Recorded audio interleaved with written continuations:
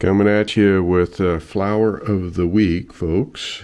And this one is a flower that I'm been carving on this saddle. I think you've probably seen the tutorial I did on the design layout on paper that I did on the near side seat jockey, and decided to give it a shot here for our flower of the week.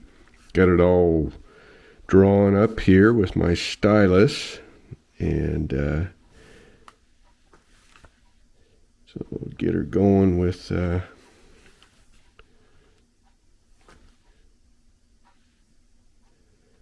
old smoothie and the cobalt blade.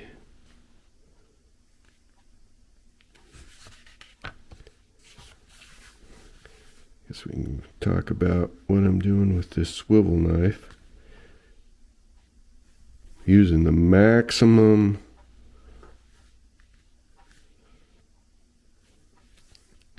movement, I guess you might say, of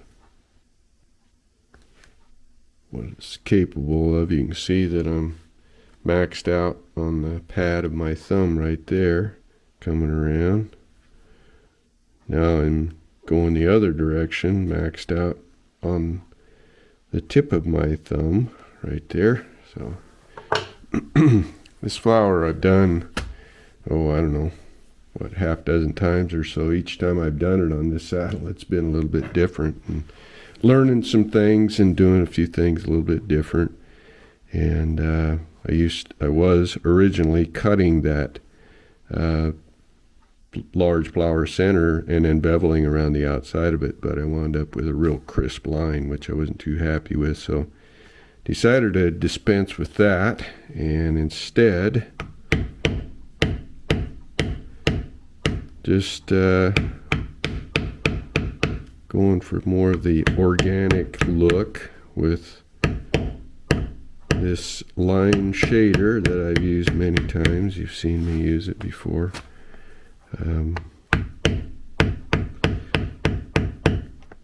So it's important to fan this thing so that everything is radiating out of the center right there.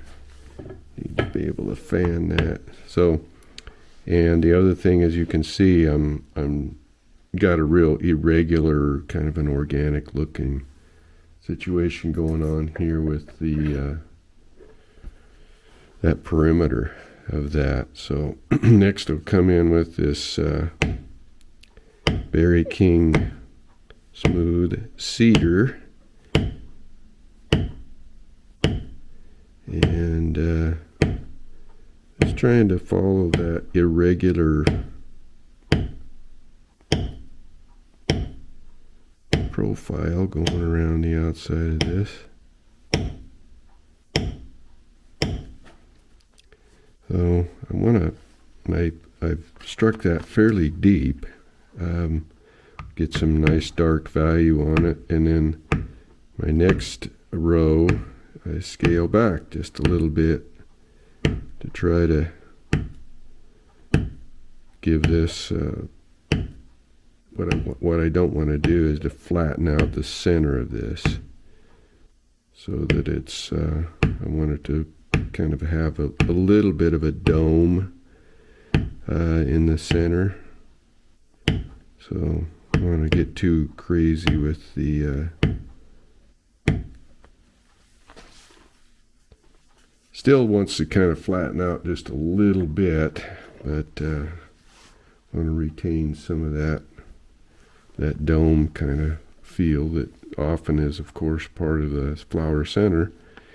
I got my pedal stop that you've seen before.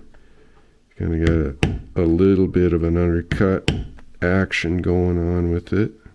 I think the first time I did this flower, I did not do the pedal stop, and I wasn't quite as happy with how it looked. So I might mention I'm using a maul.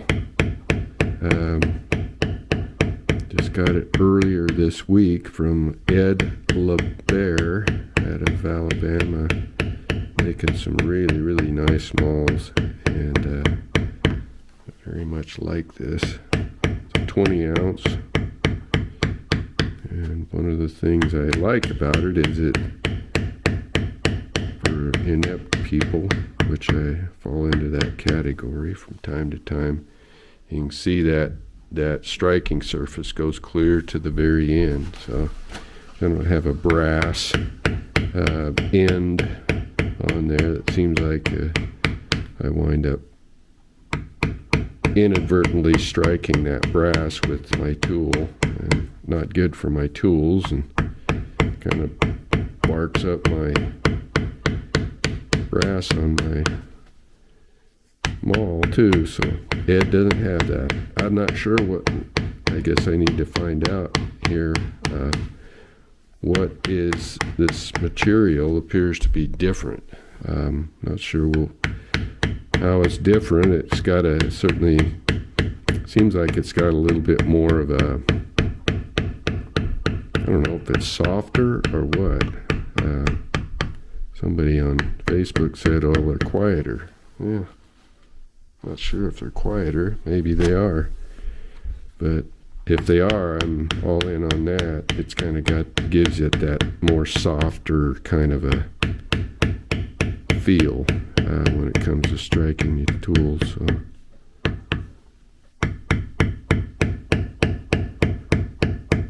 tracking around here, trying to do a smooth job of beveling. It's a 20 ounce mold, by the way. So I'll come in here and shade, and so let me demonstrate a little something. Let's say we have a stem going in here, and if we were to continue that, you would have a bit of a curve in your shading here, curve this way, this way, this way, this way, and then we switch over. It's past the center line of that construction line. So let's respect the form of that main construction line. That is pretty important when it comes to shading on stuff like this.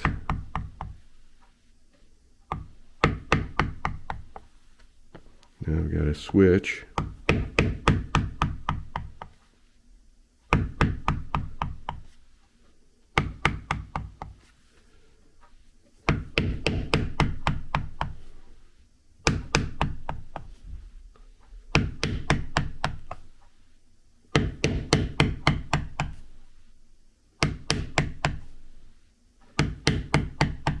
Okay, now I've got to switch the other way.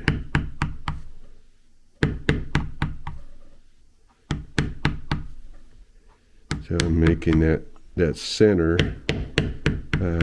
shading longer, and it's flanked by shorter ones on either side. Pretty important to get that, in order to get that that look and feel for the shading, to get that curvature right on that shading part there. So yeah, I'll just come up with this is that shader. You've seen me use it before. I think it's one I made and laid down some coarse lines in it with that Brownell's checkering file. Coming back from the edge, leaving a little bit of a rim.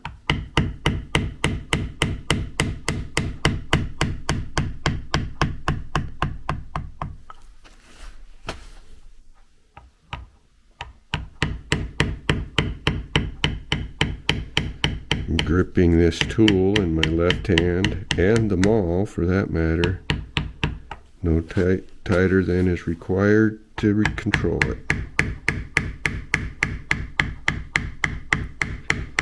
You want to make life easy on your body.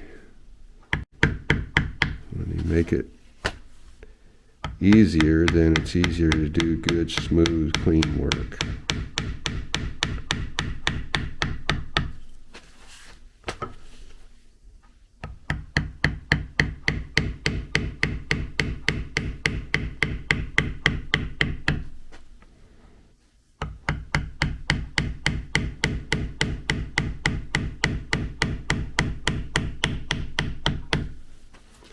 Yeah.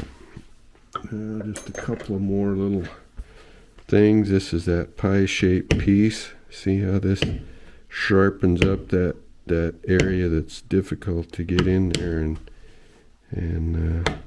get a nice point established in there. And let's see, come in with my great big undercut beveler. Just pick those petals up just a little bit there. So there's enough shading going on with this flower that I don't think it's necessary to do any dress cuts, swivel cuts in there. So that's the flower of the week. Take care.